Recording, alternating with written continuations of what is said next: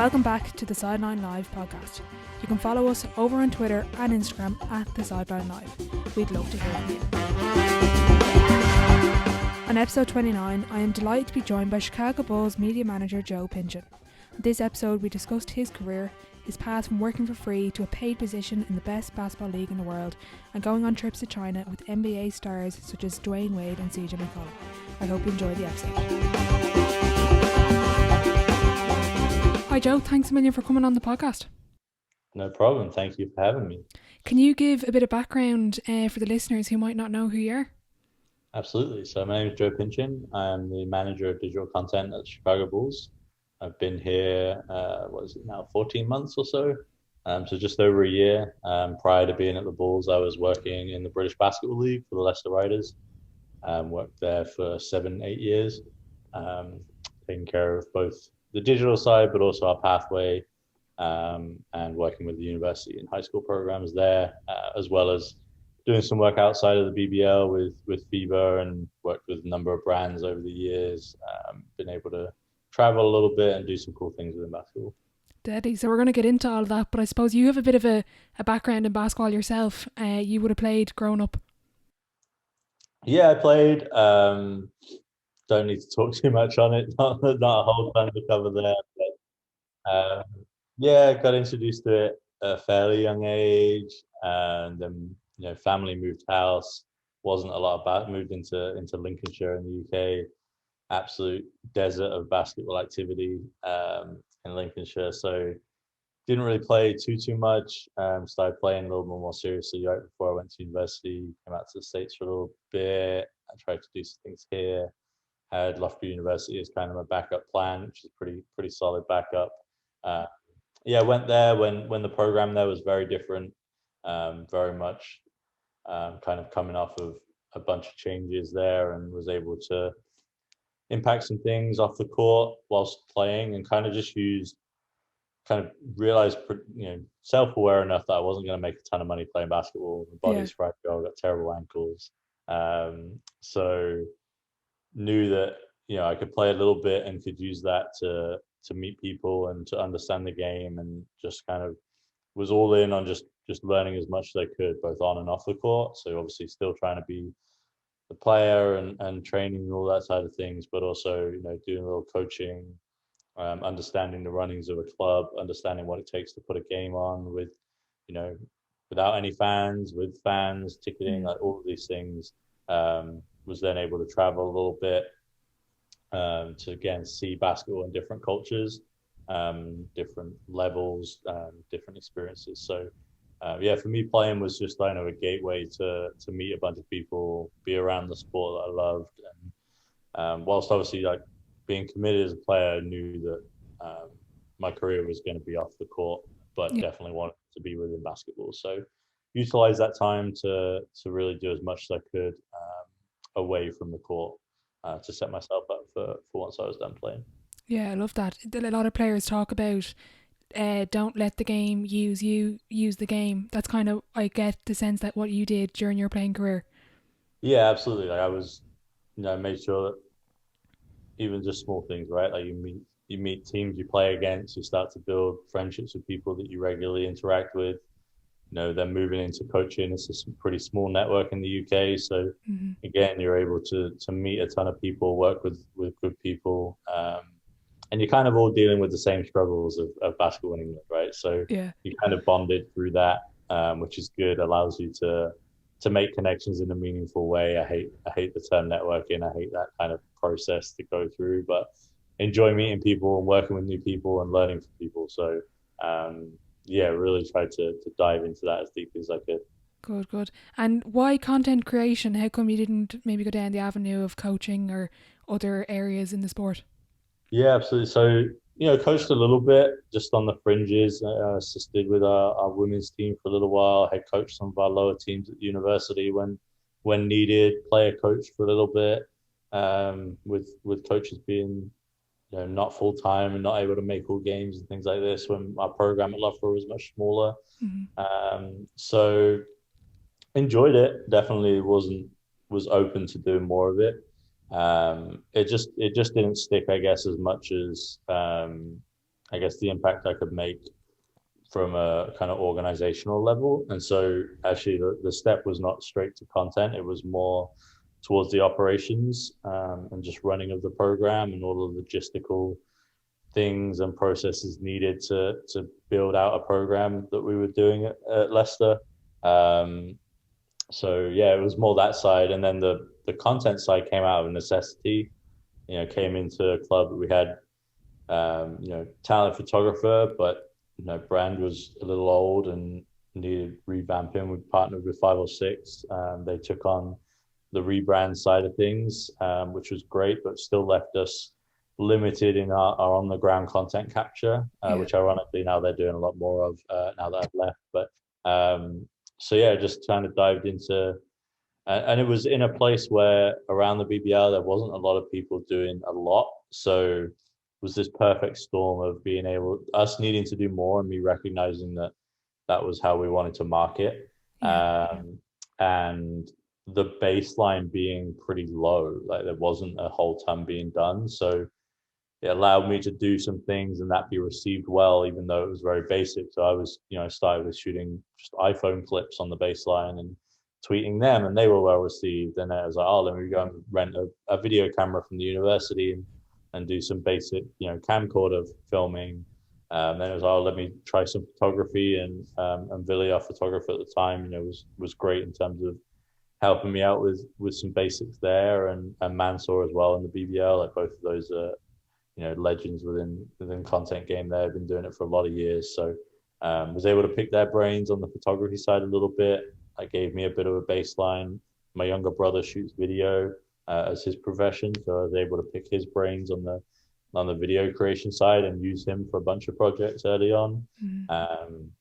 And it kind of just kept snowballing. I've always been someone that enjoyed the creative kind of side of working. I was painting and drawing and things in high school and college. So always enjoyed it, always enjoyed being creative, always enjoyed making things. So it kind of allowed me to merge, I guess, those two passions, right? Of being around basketball and being around this sport that, I gravitate to and have a great affinity with, love for, and then being able to exercise that in a creative manner, of capturing those moments. And also, I guess, from the behind the scenes, we were working as a staff to build out a program that led to a bunch of success, which was great. And then being able to capture that kind of then further kind of enforced it, right? So I wanted to be able to capture it in a meaningful way that was right for us, and to the best of my ability. So I wanted to try to keep getting better as we won more and do more around those, especially the finals and celebratory moments of our program. So just kind of kept snowballing. That then led to, from an organizational stance, I was running some 3x3 stuff in England as a national project, as well as in Leicester. That led to some connections with FIBA that then led to going out, and we took some teams to different 3x3 events. I went to a couple just to see what they were like. That then led to some freelancing, just kind of everything just kept kind of going like that. It's sort of, it's funny how things work out. But for me, it was just a case of trying to pour myself into it, kept wanting to learn and steal to be able to capture those moments of us winning, primarily, and just tell the story of the team through the season, help our business side off the back of that through sponsorship and tickets, and merchandise. So yeah, it was a snowballing factor to get into the content side, but definitely something that was becoming a bigger and bigger role within my role at the Riders. Was a struggle, was something normally that the logistics of running a big program took a lot of the day, and content was something almost doing in the morning and evenings. So as that kind of spilled over and that started to conflict, it was nice that the opportunity with the Bulls came about and was able to jump in, kind of leave the operational side behind a little bit, while still taking a ton of learnings from that into my role now, and just go all in on the content side of things. Brilliant. So what I've heard from that was kind of learning on the job. Did you find that the more you put into it, the more stuff came out of it, and the more everything just started to snowball and keep going? Yeah, absolutely. Like I was, very much self-taught from a photo, video, graphic design sense. Still self-taught, still learning, still trying to steal as much from the talented people we have here. But yeah, it was a case. It was exactly that, right? The more I did, the more opportunities came about, the more people saw my work, and then it was, oh, if you want to come and help with this project or this camp, and could you come down here for a day? I tried to say yes to everything, and that led to bigger things. Oh, we like to work with Leicester. Like, do you want to come out to China and do some stuff with Dwayne Wade and Li Ning? It's like, well, yeah, of course. Like, uh, or the work I did with Den Camp and Luol and Steve Beer there, like that sort of stuff again came off the back of what we were doing within the BBL club, and then helped me also then meet some different people and again like work in different ways. So um, yeah, very much would not say I'm business minded or kind of entrepreneurial in growing my brand as such. Yeah. But just tried to say yes to everything, do as best job as I could with whatever I was doing. And then like yeah, like you said, more things came along off the back of that. 100%. Your hard work definitely paid off. I had it written down that you went to China with Dwayne Wade. I think it was a separate trip with CJ McCollum. Talk us through that. That must have been a pretty cool experience. Yeah, it was fun. So, British content and host Benny Bonsu was working with Li Ning and Alibaba, um, the e-commerce brand. So we were there. We did two different trips to China and one to LA, always to highlight and capture launch of either new shoes or moments within that kind of shoe launch calendar. Um, so it was fun. China was fun. I'd been recently before that over to the world to FISU's 3x3, which is the Oh, cool. International University Games um, there. So I'd seen a little bit of China. Definitely wanted to get back and see more, which was great. Like we would we would spend literally 24 or 48 hours in each city. We were there for a Wow. week or so each time, week 10 days. So it was good. I didn't see as much of the place I want to. Definitely still want to go back and tourist a little bit. Yeah. Uh, but yeah, it was nice to work with those guys, both of them. Great. Udonis Haslam was out with Dwayne Wade as well, so got to um, you know work a little bit alongside them and their content. It was nice. It was nice to just do something that was a little different, a little more brand orientated than I had done at that point. Mm. Um, and again, just try and tell that story visually of the crazy love the fans have for Dwayne Wade there and CJ as well. But yeah, it was good fun. Food was amazing. Culture was amazing. Definitely recommend it as a place to visit. Definitely want to get back. Mm. Uh, and it was good fun. It was good fun working with Benny. Something different again in terms of the content style we were creating. So tested me a little bit there, and definitely as you look back, you'd love to kind of take another pass at it now that I know a bit more. But Yeah. uh, it was good fun. It was good fun again, and then from that, as a bigger brand on the CV as such, and opens a few doors here and there as well. 100%. I was listening to a previous podcast you had with someone, and you were saying about that time you're in China with the lads that they would, like, obviously they need to do things, but in the morning they would get up early and get work in. Were you did you ever see that, or was it more just you were kind of around for the brand things? Yeah, we were a little removed from it, but we would stay in similar hotels in some of the cities. Some of the cities we stayed in different hotels. It was a mix, but yeah, definitely aware of their schedule, talking with their trainers when we're at events. It's just again like it's just the level of professionalism they have. Like that's Mm-hmm. why they're there, right? Like they're basketball players. They understand that that is their craft, and all of these things that come with it is a product of the work they're putting in on the basketball court. So, Mm-hmm. um, yeah, that was rarely sacrificed. That was very much maintained, and if that meant them getting up super early in the morning or staying up late when we got into cities around the travel and things like that, they were doing whatever they needed to do to keep that ticking along for sure. Mm-hmm. You mentioned there kind of brands and working with people opening doors. Talk us through the opportunity with the Bulls. How did that come about? Yeah, so again, I guess whilst at the Riders, I tried to get out of the UK and see as many places I could and what they were doing. Through a friend at NBA UK, was able to introduce me to a few content teams in the NBA. Was able to make a trip out in I want to say 2018, maybe the year before. I can't remember.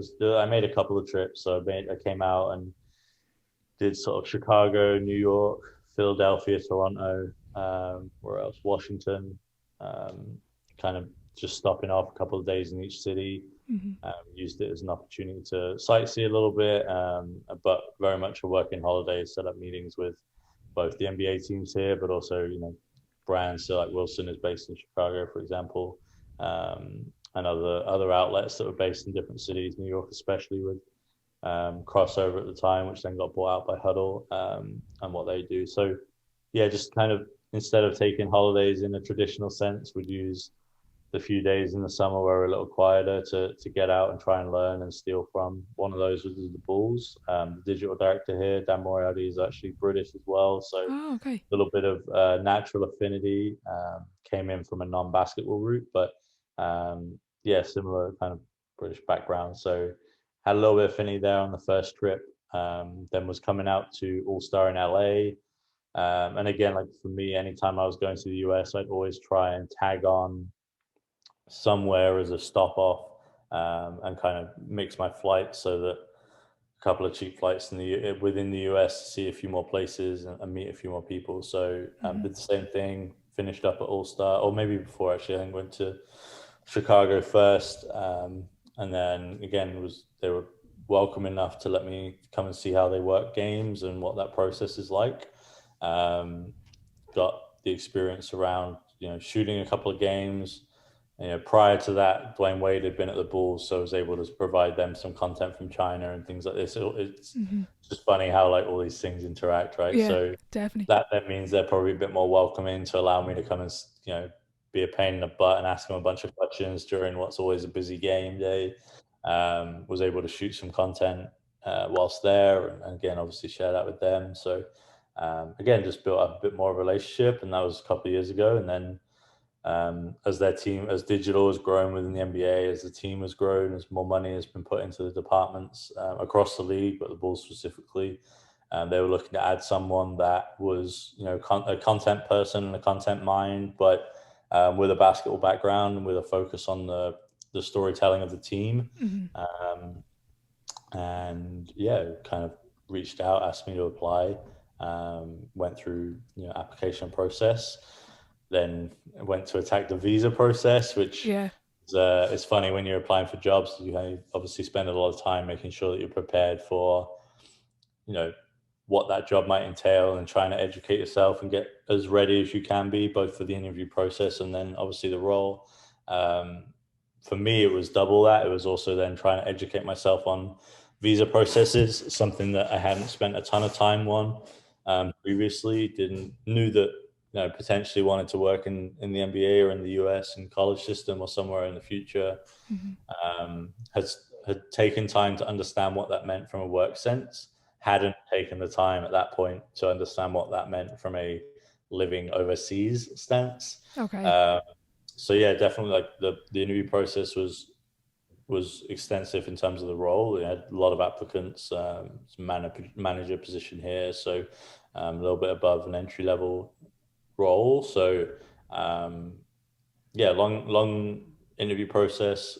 Alongside that was making sure I was educating myself on the visa process, talking to lawyers, talking to people that have done it before.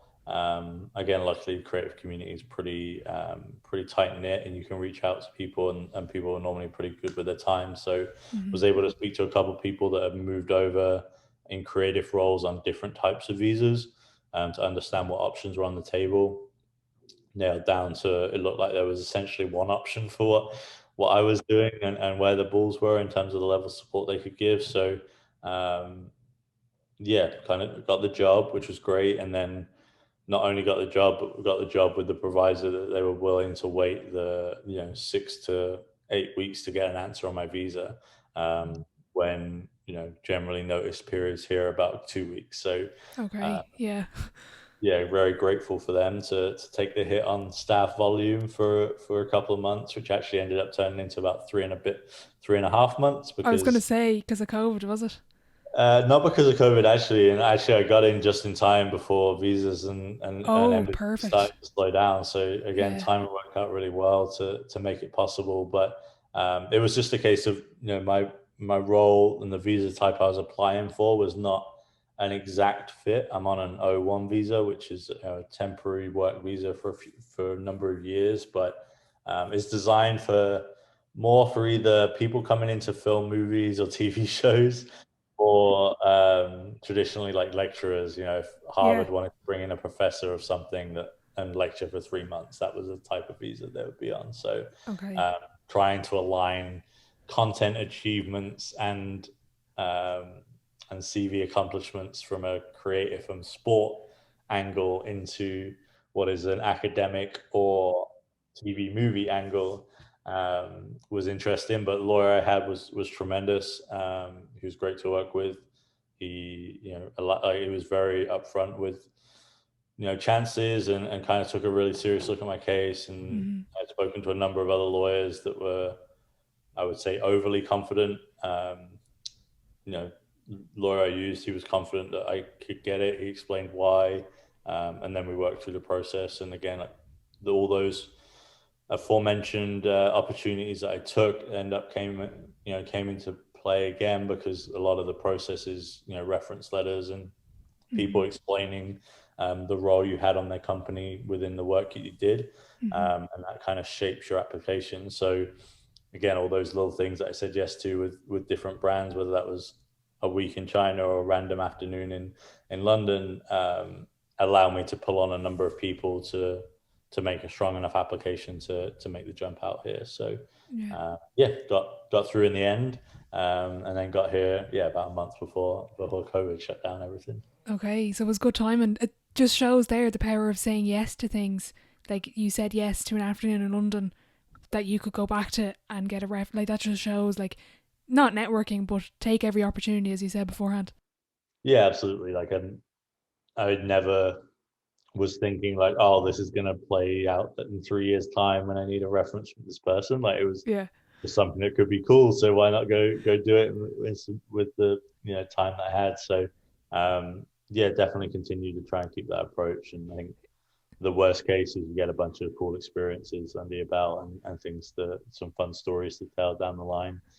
It was normally work with great people. So yeah, worst case, that's the best thing that comes out. Yeah, that's the worst thing that comes out of it. It's Yeah. pretty good.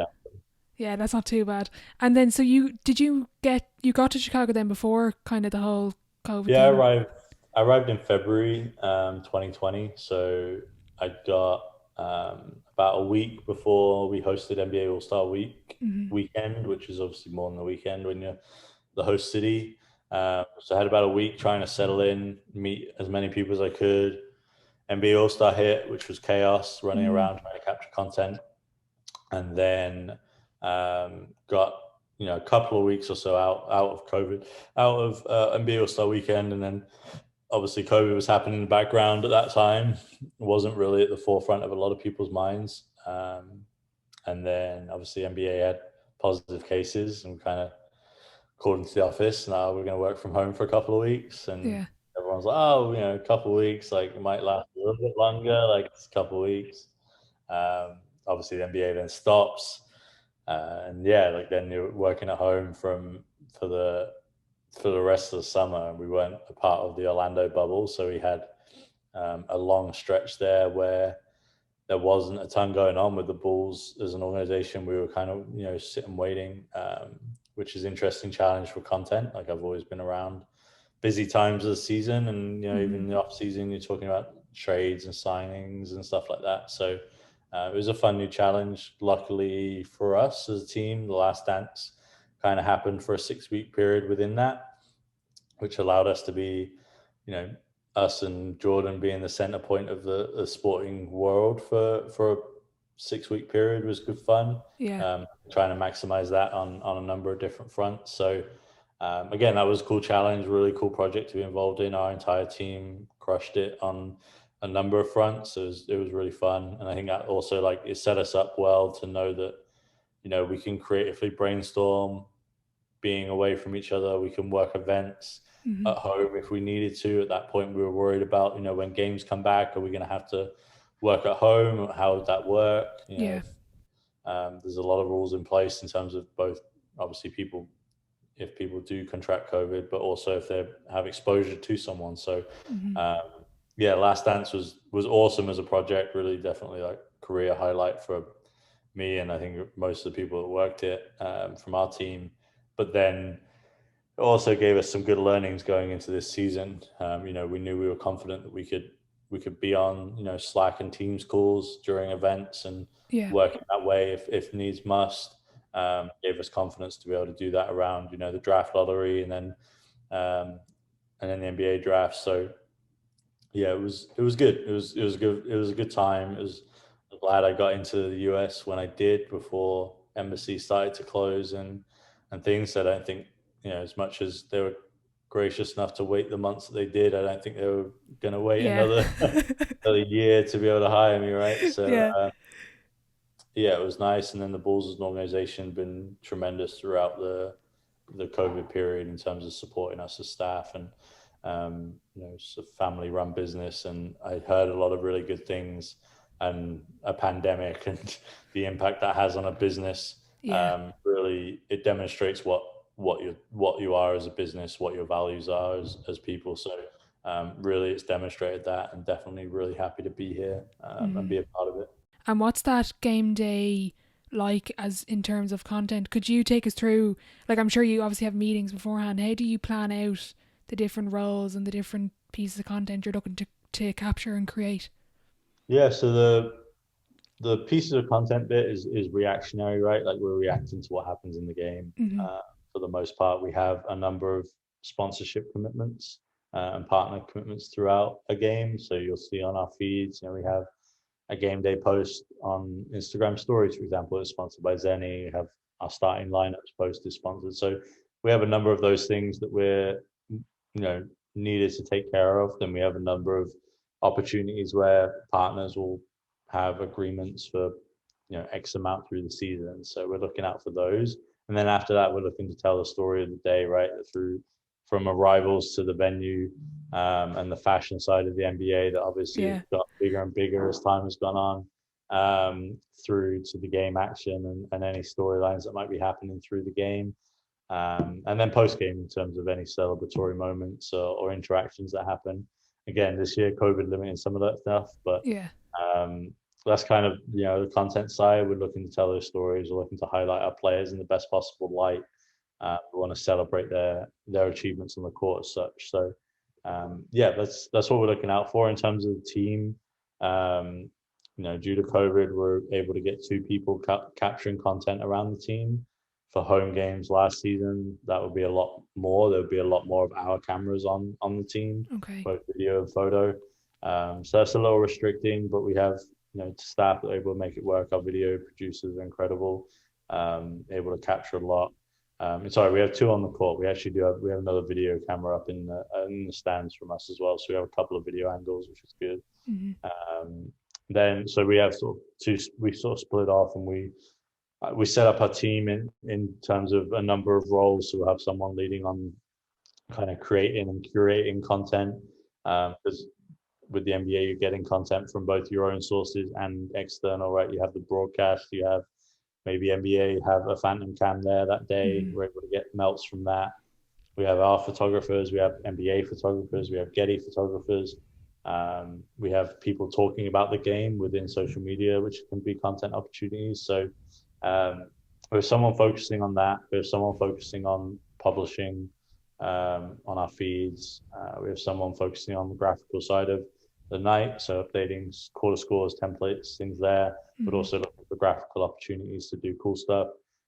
Lucky to work with Jimmy Mitchell, Hometown Designs. He's incredible, top 0.01% of sports designers in the world.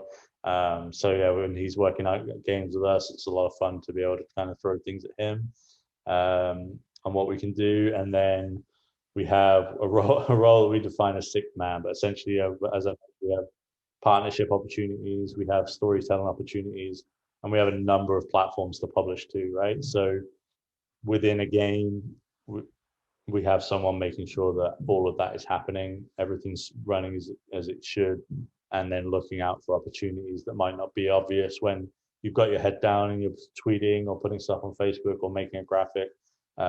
It's easy to miss some of those opportunities. So Hmm. Yeah, so we have kind of full staff in the office. Um, we have, and then we also live stream our press conferences from remote as well. They take care of Hmm. that. Yeah, full staff in the office, a couple of us on the ground. Sometimes our video producers will add in extra cameras and editors, Hmm. uh, which is great. It means you're able to flip more footage clips from a slow mo and alternate angle sense Hmm. in the game. Um, and then, yeah, that's kind of how it kind of pulls together. We've been fortunate enough to work out workstations in a very socially distant way. We've worked some games from home because of COVID reasons this year. So it's a lot of Slack conversations, a lot of Teams calls, Hmm. uh, a lot of messages between the group throughout the night. So, but generally, we're in a pretty good flow at this point in the season. We know what we're looking out for in terms of partnership and organic opportunities through the night. Hmm. And then after like a game, I guess the game that's a certain amount of time, but afterwards, and you're going through all of that content, that must take forever to get through all of that. Yeah, like there's some nights, especially after wins where you've played well, that the team are in the office late.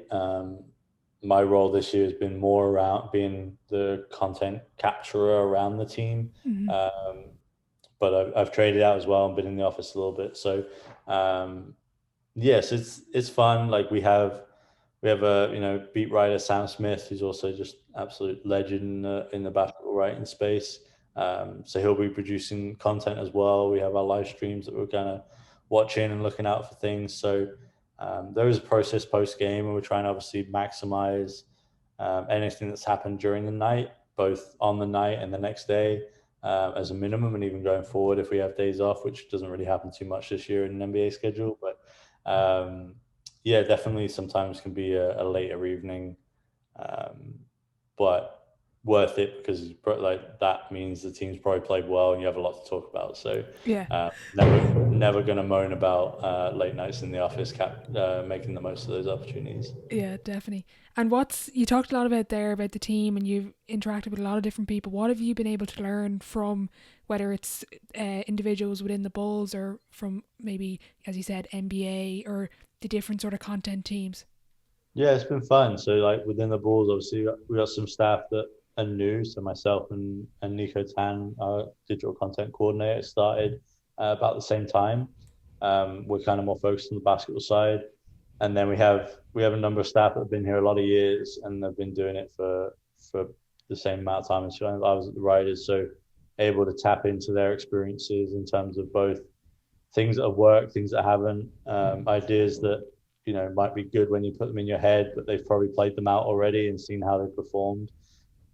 With the caveat, obviously, the space consistently changes, right? So what Mm-hmm. might have been a bad idea 3 years ago might be a good idea this year or next year. So um, yeah, we have a great group. We have great group videographers, um, producers, editors that yeah, awesome to work with, awesome to pick the brains on when it comes to the video side Mm-hmm. and the photo side. They're great, just content capturers in general. Jimmy's obviously just a beast of a talent from a graphic design stance. So it's probably one of the downsides of COVID, to be honest. Is like I definitely was looking forward to just kind of sitting over people's shoulders a little bit more and tapping people on the shoulder, asking what they're working on, or whereas COVID's led to a lot more of it's a lot more organized communication. I would say, it's a lot more teams meetings and you're putting time in people's calendars and it feels a bit more forced. So Yeah. do look forward to be back in the office and kind of sitting in the same room as people working on these projects so that you can like bounce around a little bit more. But even within this year, um, a few technical things, but just a ton of more strategic learnings and mindsets on things. It's just different Mm-hmm. in the NBA world when you've got this great collection of people that are great at what they do. Um, it's fun to see how they work, how they approach problems, how they try and find solutions, and just be part of a bigger team than what I was at the Riders in the BBL. Mm-hmm. We were a very small staff because you're running a pretty small club. So Mm-hmm. um, now it's obviously a much bigger business, a lot of different aspects to it. It's a much bigger team, so that means you've got a lot of people from different backgrounds, different experience levels, that you're able to just tap into and kind of pick brains on. So Mm-hmm. yeah, constantly trying to do that. There's a ton of people here that I can learn from. So Mm-hmm. yeah, definitely grateful for that experience so far. In terms of the COVID, you mentioned it's nearly like your job is more important this year because there won't be fans or as many fans in the stands. So they're nearly relying on the content team to get the stuff out and get it into the hands of the followers. How do you measure success then? Because I kind of get like you don't really see the content team unless you won't hear about it unless there's something goes bad. How do you measure success within the team? Yeah, so we're looking to grow in a number of directions. For us, we will measure success against like our business objectives. So what are we trying to impact for our business? How are we growing Bulls fandom? How are we growing, future pipeline of fans? How are we creating legendary digital experiences? So our measures of success are not so much, metric based, although we do pay a bunch of attention to that and Mm-hmm. more and more so as time goes on so that we can see how we're performing. But, we're measuring as if we're impacting those things that are then impacting the bottom line of our business. Mm-hmm. And again, like our directors within our department do a great job of outlining where we need to grow and keeping us on track with matching those objectives. So yeah, for us, success is that it's a little bit more holistic. It's a little bit less. Oh, this one did 1 million views and this one did 100,000 views, so that's a failure. But Yeah. because especially now, like you said, content playing a bigger role. And as you have such a big audience that we do, you have to be very mindful of like segmentation of the audience, right? Like not all things are going to be viral, but it might be just as important if it's got 50,000 views as something that got 1 million views, right? Mm-hmm. So, not whilst we're very aware of metrics and very conscious of it, and allows us to benchmark and see growth in our platforms. We're looking internally for us, like what are we doing on our platforms? What are we doing that's impacting our business and our community? Especially this year, I think it's opened a lot of businesses' eyes to what they're doing on their own doorsteps in terms of trying to improve this world. So, Mm-hmm. you'll see our content having more and more aspects of that. We launched our community channel, for example, recently. So, yeah, there's a ton of factors that come into it, but generally speaking, from a high level, we're looking at how we can impact our business and our community, and all aspects of that, right? Like our Mm-hmm. ticketing, our merchandise, our players' experiences here, our brand awareness and internationally, nationally. Like there's so many factors to what the Bulls business is and the Bulls brand is, Mm-hmm. but that's what we're trying to impact in terms of how we're measuring our success. Okay, that's interesting. Talking about the players there, as you said, content evolves and what maybe didn't work 3 years ago will work now. Something that's becoming really big is player content, like content. So the likes of Matisse Tybalt, JJ Redick coming out with their own content. For as a fan, that's like it's really cool to see. Like JJ would have broken down games or talking about his upcoming trade. That seems to be sort of the new wave or kind of a new focus in the content creation world. Yeah, and I think like the NBA has done a great job around being, becoming a player first league and being, about the players and the individuals, and actually a challenge for us in that sense as well. In terms of if you lived in Chicago in the 80s or 90s, you're a Bulls fan. Like now, you might be a Steph Curry fan, you might be a Bulls fan, you might be a Cristiano Ronaldo fan. Like this, it's far more open, but it's just a good challenge to have. And yeah, for in terms of players creating content, we just traded for Troy Brown Jr. He has very similar blog channel. Covered stuff in the bubble last year, and he actually released one today as we're talking on Saturday about the trade and his experiences through that. So Mm-hmm. I think it's definitely going to continue to grow as a focus point for digital teams. It already is a focus point, but going to continue to grow. And I think it's going to be interesting to see how staffing structures evolve, and how potentially the NBA rules evolve. There's collective bargaining agreements and things in place that Mm-hmm. prohibit some services and things happening. So it's intriguing to me to see how that plays out, how TV consumption changes things there, how everything is very much a shifting landscape at the moment. So Mm-hmm. personally, really enjoy the player content. encourage all our guys to do similar things that make sense for their own voice and their own brand and their approach to how they're doing things. So it's fun to brainstorm and work with them on that on occasion. Looking forward to seeing how that plays out with Troy now that he's here. But yeah, definitely think you'll see more and more players taking matters, I guess, like matters into their own brand and developing, utilizing their platform in different ways going forwards. Yeah, it's definitely really interesting. Like, I'm in Ireland, I can't talk to J.J. Redick, but it's like he's in my sitting room sometimes. What's been sort of the coolest interactions you've had with players, whether it's with the Bulls or maybe potentially you might not have had interacted with other teams due to COVID? Yeah, not time with other teams, with obviously keeping distances Mm. and all these things from a social distancing standpoint. But um, yeah, like interactions wise, like nothing in particular stands out. But like our guys a really nice group of people, which is cool to be at the highest level that they are, and still be just great people that you can have a conversation with and share ideas with and get their input on. It's great. Recently, like working with Zach on All Star campaign was a lot of fun. We had a small group, well, a fairly large group of our staff, obviously trying to push as hard as we could to gain as much awareness from our channels, but also then capitalize on those moments. That kind of group did a great job setting up some surprise content with his family and Yeah, that was really cool. kind of maximizing that moment. So it's cool when, as you get to know players and you understand like what they value, being able to create content that matches that with them. So Zach is such a family person.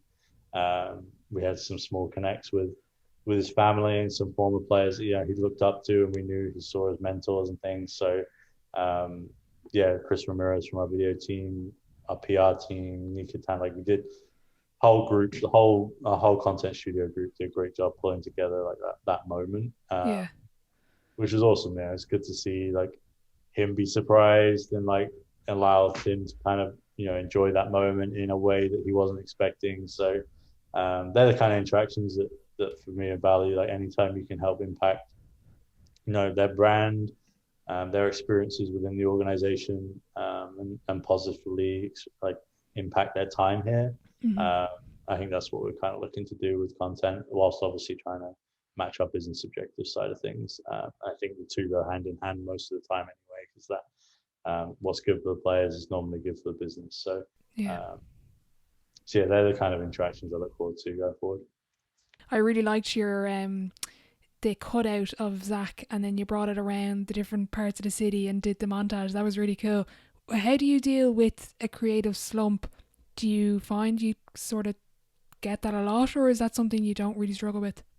I think with sport, like it's so fast moving. There's always like another, I guess, story to tell. So I don't think it's as potentially as bad as some other creative industries. Mm. That said, with COVID, like when you're sitting, especially in the summer, right? Like you're sitting at home, you are like isolated, like by definition of social distancing. Like you're not interacting with people.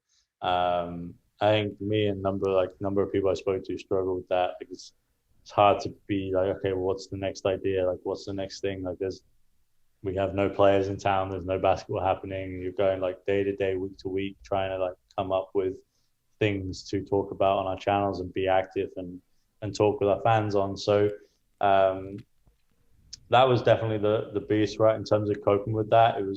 It was to just kind of acknowledge it, like understand that like it's gonna be harder to do things in this world than Mm-hmm. when you're around, you're bouncing around different NBA arenas and you're talking to players, and like that gives you that creative juices to be like, okay, that's like something cool that they mentioned we can play off of, or Yeah. oh, like this arena like sparks this idea or whatever. So um, yeah, I think that the acknowledgement of it and like not sort of kind of putting too much pressure on yourself, especially in this last year, and it's been tough for everybody on different reasons. Mm. There's been a lot less job security than ever before in the sports world. Sports something that's generally always there, right? Like the economic depression, like sports still going. Natural disasters, the sports team's still playing. So COVID stopped all of that, and I think it was like one of the first times that sport didn't feel like a very secure career. And I think like all of those things impact you. So acknowledging it, trying to and like just trying to do all the things right, right? Like eat right, Mm-hmm. sleep right, exercise, be outside, like whilst you can't talk to people, like get out of your apartment, like all of those little things that are just good generally for your mental space and physical health.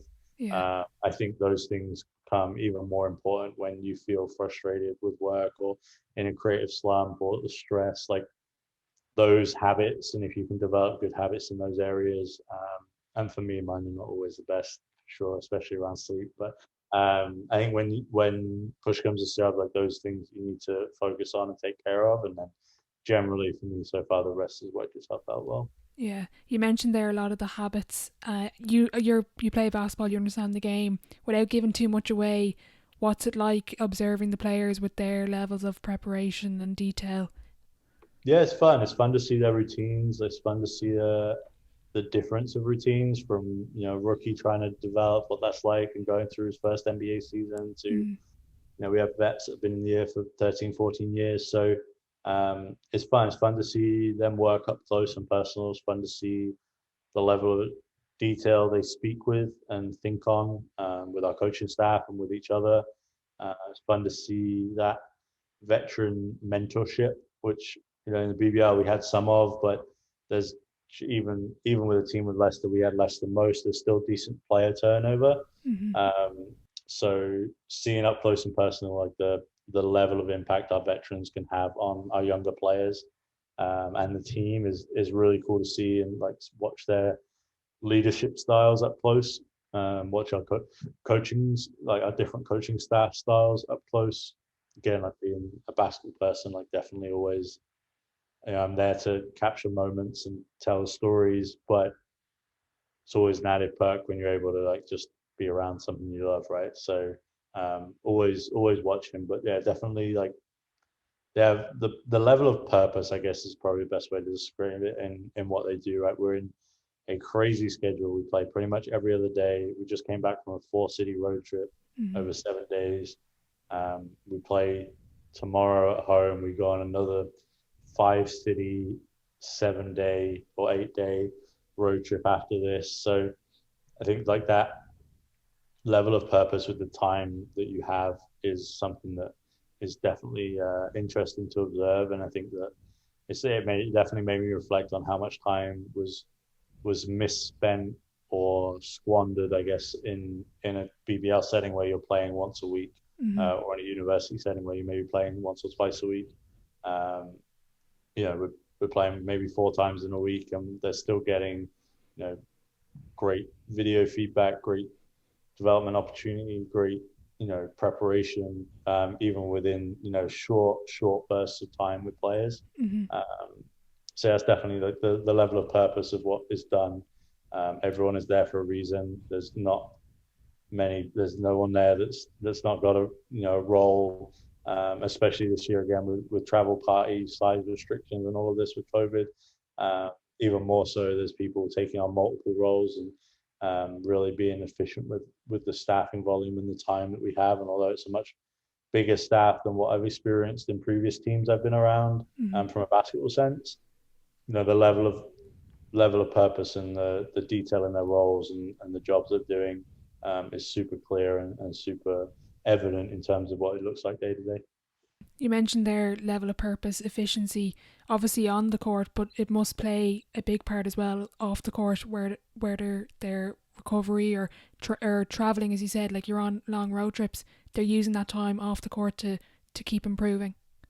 Yeah, absolutely. And like one of the yeah, it's incredible to watch. Like the circus as such that we're moving around different cities, all of the equipment that gets shipped, and the level, like the number of staff, number of bags and things that are going around the country with every NBA team is just bonkers. And like we've done a little bit of like our video team's done a bit of capturing that with Run With Us and showing some of the behind the scenes of just the crazy logistics that go on when you're arriving in the city at 2, 3 in the morning.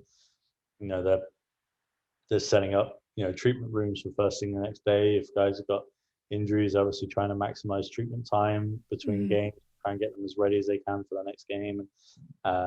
Yeah, it's fun to watch. It's nuts. It's completely nuts. But yeah, definitely enjoy being a part of that and observing just the level of efficiency that everything moves with. We'll be on the court.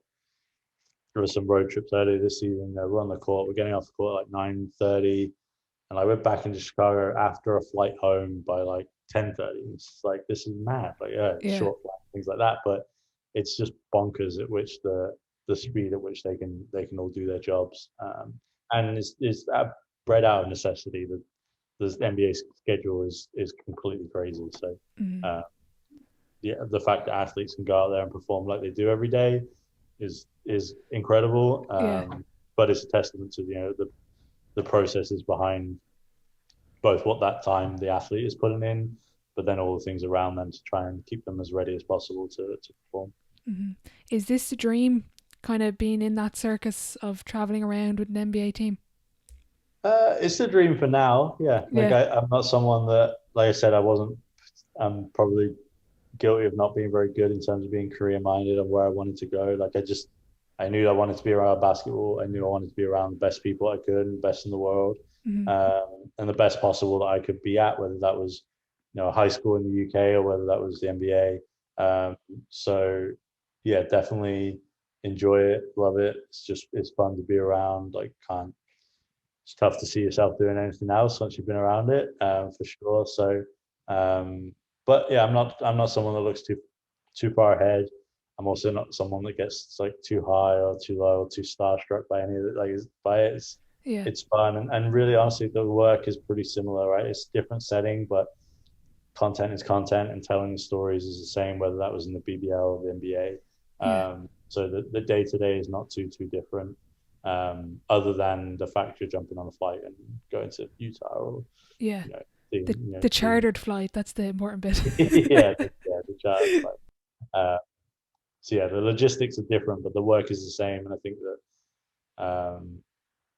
so for me, the dream is the work, right? Like, I get to work around basketball and get to tell stories and get to try and impact in some small way people's journey within the sport.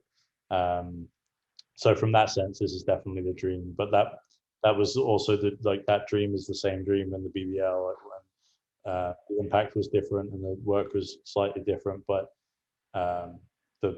the day to day is not that different.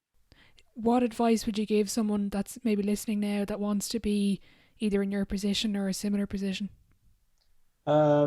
Just understand, like I said, that it's not. I think there's a misconception that you need to be around NBA, you need to be around NFL or college football if you want to work in football. Like, especially content. Like, if you can tell good stories with an iPhone at a random high school in the south of Ireland, like, then if you can do that there, you're probably going to be absolutely fine as soon as you get to the next level. So I think my advice would be, like, don't turn nose up to something that feels like a lesser content experience. I think if you can challenge yourself, it's normally where you're able to get that experience. It's where someone, whether they can like let you into the game. There's the higher the level, the more limits there are on credentials, and the more purposeful, again, you need to be there. Like, they're not going to let you in to just be like, oh, I want to shoot an NBA game, or why? Like, Yeah. 6 spots on the floor. Like, why should you take one of them for your experience? And whilst actually I look forward to being able to do a little bit of that with mentorship down the line once COVID's wrapped up. But I think generally you can get into, from a sports sense, you can get into games. If it's music industry, you can get into events. If it's corporate world, you can get into smaller businesses, and you can do work that is really, really valuable to that business or club or event, with more limited technology, with more limited investment by yourself to get started, and probably a little, obviously, smaller paydays potentially along that way, and but allows you to hone your craft in a way that's meaningful and a way that's impactful to your community that you're in at that time. And I think that's always my advice, is don't turn your nose up to the small team that needs some help. They're the places that you're going to be able to learn and you're going to be able to work in ways that you don't have a director of photography and 3 producers and 6 lighting guys and gaffers on set. Like, it's you with a bad camera or an iPhone, and you've got to try and figure out how to make that work. And I think that allows you to learn different parts of the industry. It allows you to work in innovative ways that budget sometimes allows you to overcome. And if you can do that, then more opportunities will come. You'll be able to grow. You'll continue to hone your craft, and then if it is an NBA, Premier League, NFL, whatever that dream is, that's probably where you should start, and that allows you to grow that. And at the same time, don't be afraid to reach out to people in the industry. Generally, people are gracious with their time. Everyone has come from somewhere, right? So I think they can all appreciate people trying to move up, but it's tough to talk with someone who's like, oh, like, I want to take photos. I want to take photos of the NBA. It's like, oh, what are you photographing at the moment? I've never taken photos. Yeah. Well, then you don't really want to be a photographer if you haven't taken any photos. Yeah. So yeah, I think just dive into the craft is generally my advice, and take any and all small opportunities that you can. I think that's easier than others. So if you're single parent with 2 jobs and you're trying to branch into something else, that's incredibly tough versus a younger single person with no responsibilities and financial security. So I think it's tough, but I think there's value to taking a job somewhere to be able to do something else. And that's, again, going back to me, like, once I finished playing, I was working in sports facilities and sports events in the UK, like, and then managing my time, that I would work till 2 p.m. in that role, and then have 2 p.m. until the rest of the evening to volunteer my time to grow the basketball side for about 1.5 years before it was then big enough to pay me to quit my other job and things. So I think that there's value to just figuring out your own path, embracing the grind of developing your craft, and just like we were saying earlier, just say yes to those opportunities when you can. And it's not always possible. You're going to have to turn down things for different reasons.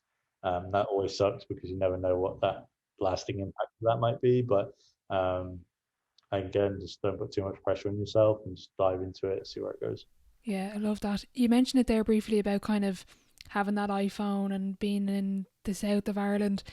In Ireland basketball, it's sort of where England would have been a while ago. What can we do, whether it's clubs, players, individuals like myself, what can we do to help grow the sport, and what sort of advice would you give? Because I get the sense that the BBL is really kind of taking that promotion, and as you mentioned, the different media teams getting involved. What can we do in Ireland to help bring that level up? Yes, I think on a sport level, and I say this to the BBL and out of the leagues I've been involved in, like, and I know, like, in Super League, in Irish Super League, like, you're paying players, right? So there's going to be a return on investment on that. Like, you want your team to be good. If you're good, you're probably going to sell more tickets. If you have an exciting player, you're going to sell more tickets or merchandise or jerseys. But I think smaller sport leagues in general need to take a look at the investment off the court. And actually, in season 1, if you pay 1 less player and pay someone to market your team, in season 2, you probably can afford 3 more players. And taking a slightly longer term approach to the infrastructure of their clubs is generally something that I think can impact, like, the growth of a league and the awareness of a league. I think from a club level, generally speaking, there are content and content creation is a trendy thing at the moment. There's a lot of people wanting to get into the industry, and there's probably people local to clubs that are doing something in that space that, if you can find, you can give them an opportunity to do that in a semi-professional way, pay them a little bit, but support them for their time, but also not break the bank and have to hire someone on a big full-time salary to get started and test, right? I think it's also understanding markets. Like, you might excuse me, you might be in a town where the maximum you're going to get is 1,000 people at your games, and therefore you need but if you're getting 200 at the moment, that's a lot of headroom. You might be in a town where you're getting 3,000, but you might be able to get 20,000 at games. So I think starting small and testing is the key, but starting. Like I think there's too many teams that immediately say, "Oh, we don't have budget for this," and like, but actually, if you're paying a photographer a small amount of money to come and cover your game, you might be able to sell your top photo of the game on social media to a sponsor to cover that cost immediately. Mm-hmm. So immediately you're getting more content than what you're paying for. Um, so there's greater value there. So I think it's trying to think in that way, like where can you grow small that isn't going to break the bank, that isn't going to hurt your business, that isn't going to cripple you, isn't going to tie you into full-time salaries. Mm-hmm. There's a lot of freelance creatives from an editorial sense, a photo, video, graphic sense, in Ireland, but also around the world. Like I think one thing that COVID's hopefully opened up businesses to is that a lot of the work doesn't need to be done in the office that you're sitting next to someone in. Yeah. So if you can find someone in Belgium that's a great designer and affordable and meets your needs and has capacity to help you, then go for that. Like why not? Like it doesn't Yeah. need to be, you know, someone that's in Ireland to help you help things in Ireland. So um, yeah, I think that they would be like the starting points is just do something and be mindful of whether it works or not, right? Like understand that, have a plan, like Mm-hmm. have, or even if your plan is to find someone to write your plan, uh, understand like what you're going to try and do to start, then be able to measure that in some way in terms of whether that's increasing your email list or your ticket sales or your merch sales, like, and then see what works and what doesn't, do more of what does, stop doing things that don't. I think too often people see like, oh, we've got to do content and look good. Like you do, but you need to do it in the way that makes sense for your business. And Yeah. if you spent, you know, €500,000 on a documentary series for your basketball club, but you still can't sell any seats, like what was that Yeah. actually going to help your business? So um, I think that's the key, is just understanding what, starting small and testing different things, from content, from marketing, from outreach as clubs, trying to partner with organizations that can help you in those different areas, whether it's a branding partner that needs exposure for their own marketing business and gives you a better rate than maybe they're charging someone else, or it's a university that can help you drive students to come to the games but Yeah. needs a basketball player to come in and coach every now and again. I think being innovative for small leagues is key, and trying to find those opportunities and just again like growing in a way that makes sense for your club in your location, in Yeah. your league, in your country.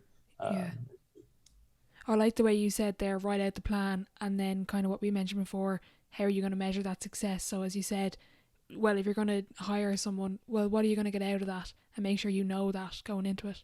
yeah, and they then know that as well, right? Like you Mm. just, and I think that hiring is one part, but firing is another. And I think is too much made of trying to find the right person. If you haven't got them, then probably there's Yeah. someone else out there that's better.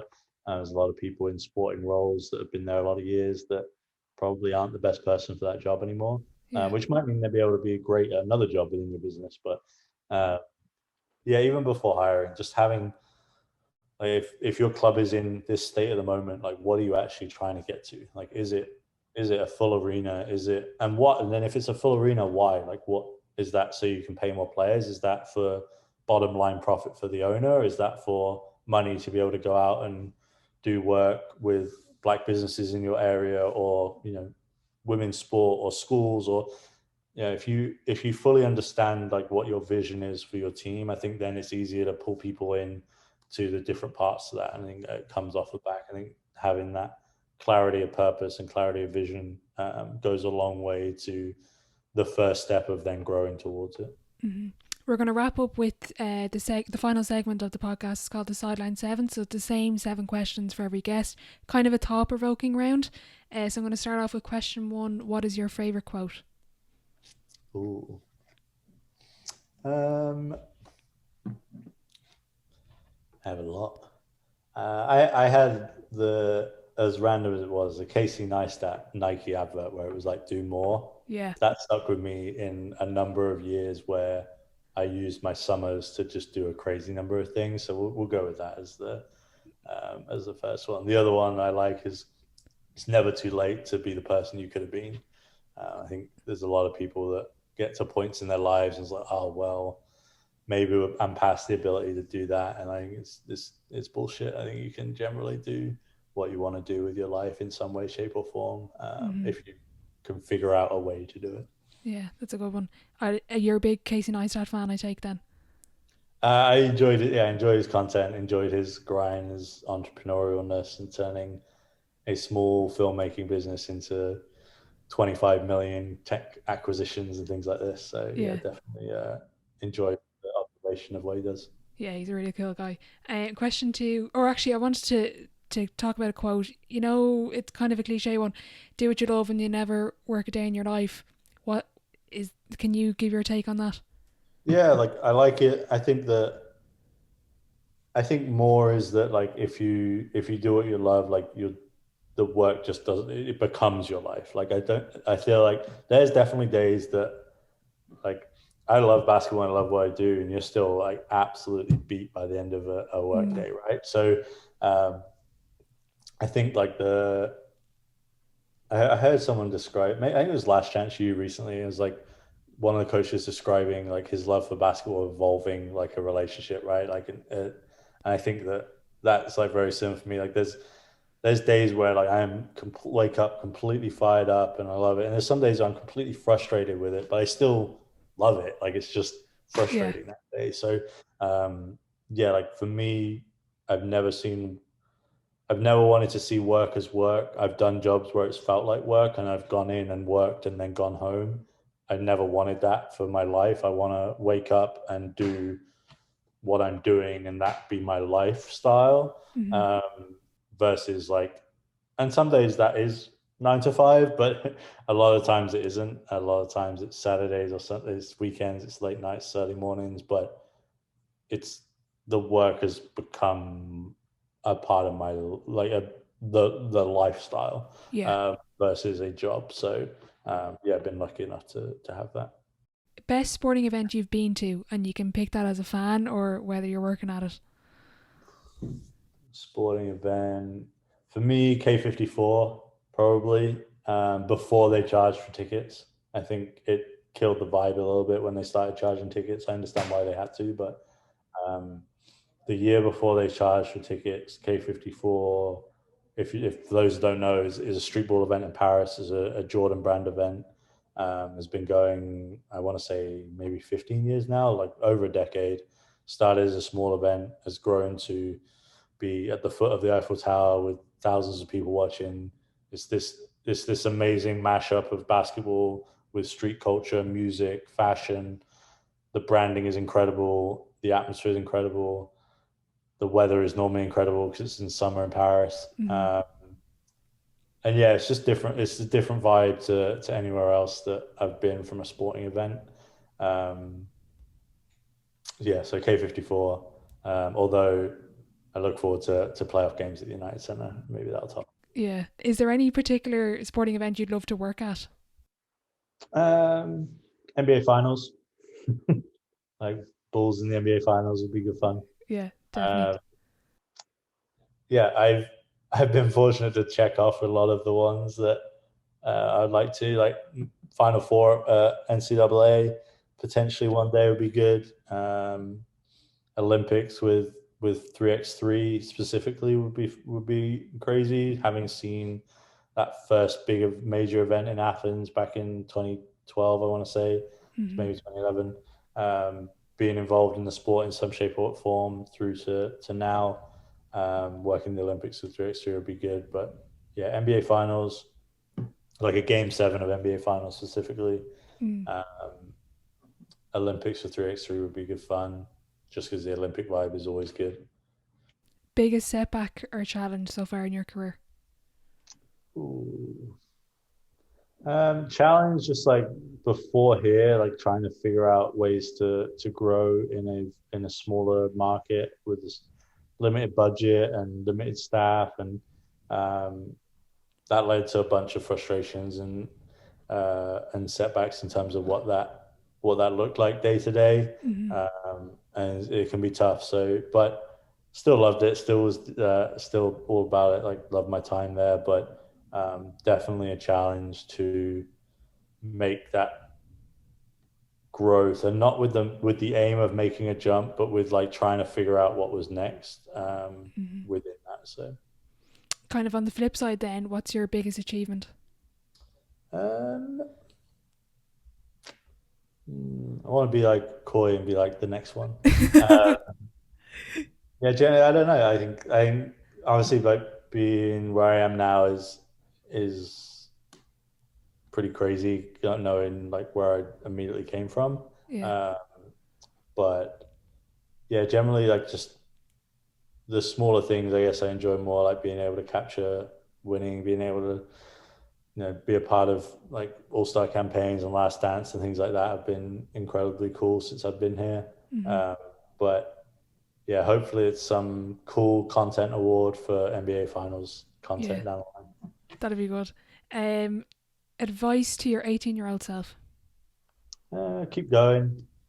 Go to the gym more. Do some ankle prehab. Yeah, so I think I would change too much. I think the journey's been fun so far. I think I probably wasted a few summers during university, so I probably tell myself to travel a little bit more and go out and worry a little bit less about being, staying and looking committed and just putting that same work in, but on the road in Peru or somewhere random. Dream dinner guest and why?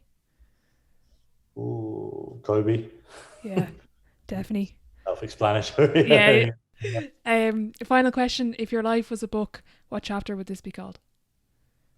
This would be like the midpoint of the book where it's like the start and like the future looking very optimistic and bright. I don't know what it would be called, but that would be the phase I feel like I'm in. I feel like I'm just starting to understand, my role and the impact I can have on the business here after a year. I think I probably would have come quicker having not been in COVID times. But yeah, really just looking forward optimistically. And in terms of us as a franchise in general, is super exciting time for the Bulls. But for me, just starting to understand where I can have an impact, and what sort of legacy I could potentially leave here. 100%. So we've big things now to expect. Hopefully, we'll see. It's like right now. It's a case of maximizing a pretty crappy time for the league, right? Like COVID still sucks. We still don't have fans. I'm like the business is going to be losing crazy money and things. So as an entire league, so yeah, it's making sure we're still. Going back to your quote question, I love the quote, like get from it rather than get through it. Like, so making sure we're getting stuff from this time, making sure we're learning different ways to work, and it's forced us to snap out of some old habits in a lot of places, I think. So utilizing that going forward, and if we can combine some of the innovative things we've done now with an exciting season, the team's getting better and better, and fans coming back and business being good, I'm excited for what's next. Definitely. If there's anyone that's listening that wants to reach out or follow you, where is the best place to do that? I'm on Joe, Joe Pinchin, Pinchin. So I'm just at Joe Pinchin on Twitter, Instagram, probably those two places. DM's open for anyone that has any questions.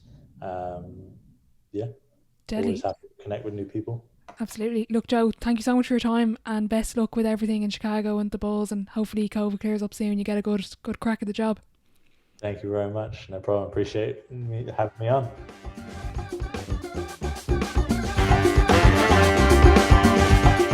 A massive thank you to you, Joe, for coming on today. If you're interested in basketball, in particular NBA or sports photography, be sure to check out his Instagram page, Joe Pinchin, which will be linked in the description box below. If you are listening on Apple Podcasts and you did enjoy the episode, be sure to leave a rating and a review. If you're interested in starting up your own podcast, be sure to get in touch with the Primal Productions team over on Instagram at Primal Pro.